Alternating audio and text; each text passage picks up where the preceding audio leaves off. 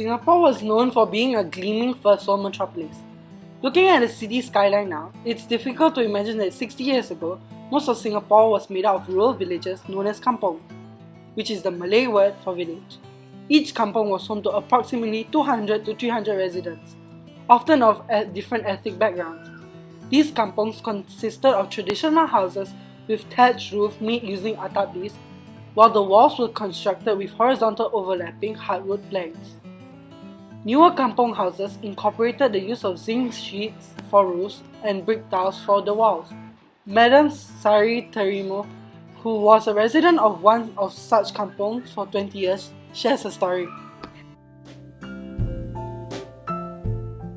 I was staying at this kampung called Jalan Mata Air, which is literally translated to Spring Water Road.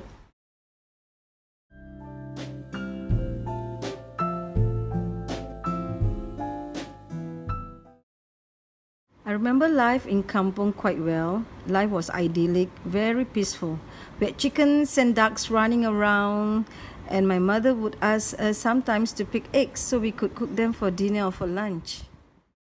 I always remember my trees, the trees surrounding my house is really very nice. I always feel that, I love my trees very much. I have mango trees, jackfruit, rambutan, and my rambutan tree is very, very special because it's really produced the best rambutan in the whole kampung. It has the sweetest rambutan, Sometimes I have my lunch up into the tree. I just carry a plate of my rice, I sit there and have my lunch.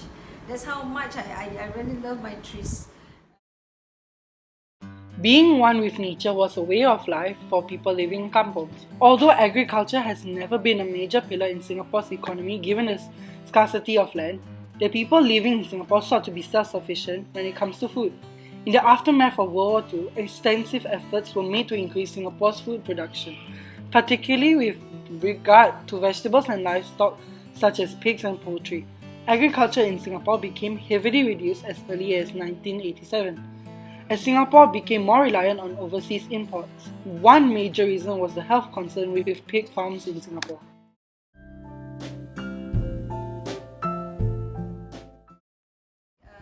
Evening, maybe about 5 or 5:30 or 6 o'clock, like that, all my friends living close to my house will come out together and play at the open space in front of our houses.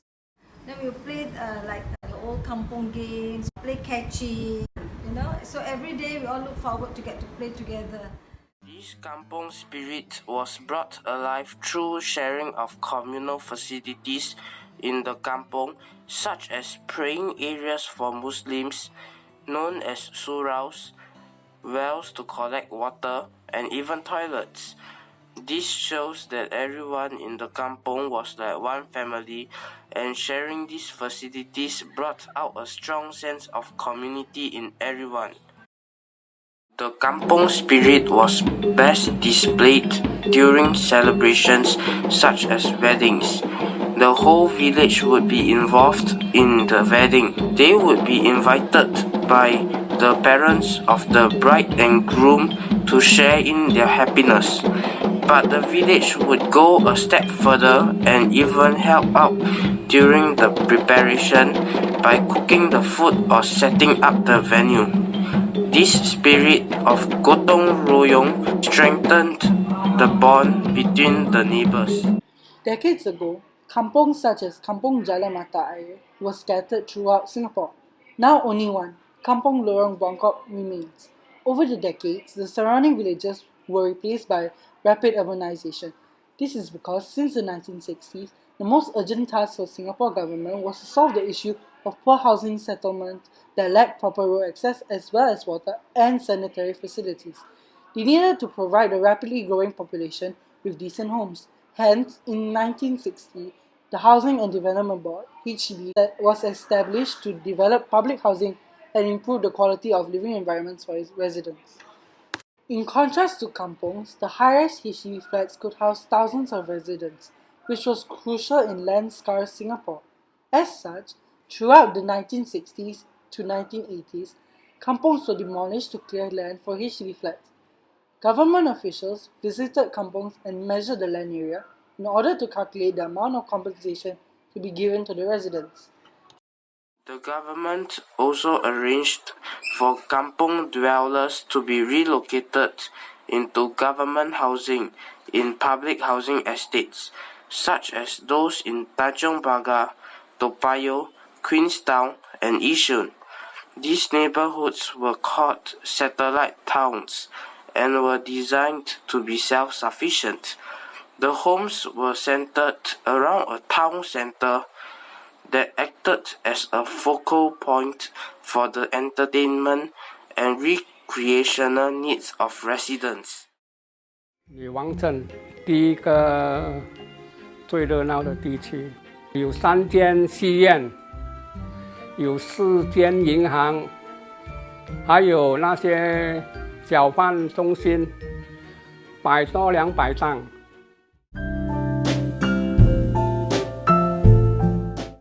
It's a happy occasion to move to the flat because I have the convenience and the comfort of living in the HDB flat where I don't have to walk so far to the bus stop. I don't have to walk through the dark, when I get home late at night, or even though I have a toilet inside the house itself.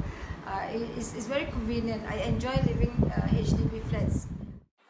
However, the comfort and convenience of living in HDB did come at a cost.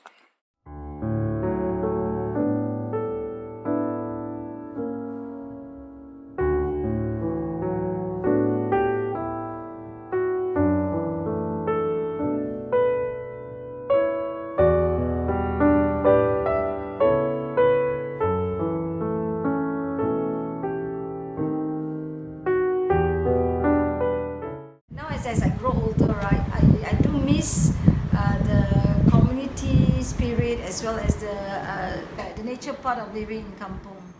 In a visit to Jalan Mata Air, we found that the area has been completely redeveloped, with almost no remnants of the kampong that once stood there. Even the hot spring that the kampong was named after has been closed to the public. However, not all is lost. The National Parks Board has plans to develop the Sembawang hot springs into a 1-hectare park and turn it back into a place for the community to gather and revive the kampung spirit once again. The sense of community that we have today is not as strong as the past, but we still do have a sense of community up till this day, which can be seen at weddings, as even though these weddings are not held in kampongs and are mostly planned by and catered by external companies, it is still a tradition for the parents of the bride and groom to invite the entire village. These weddings are great opportunities for old friends who used to live in the same kampong to meet and reminisce, hence maintaining the bond amongst one another. Some neighborhoods go all out to maintain this kampong spirit.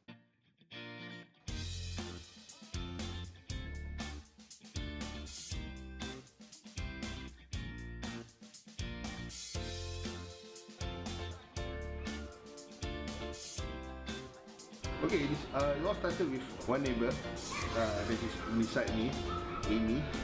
Just say hi, bye, hello. So one day it just came tell that hey, why not you have dinner in my place? Then after that, okay, today dinner at your place, then tomorrow dinner at your place.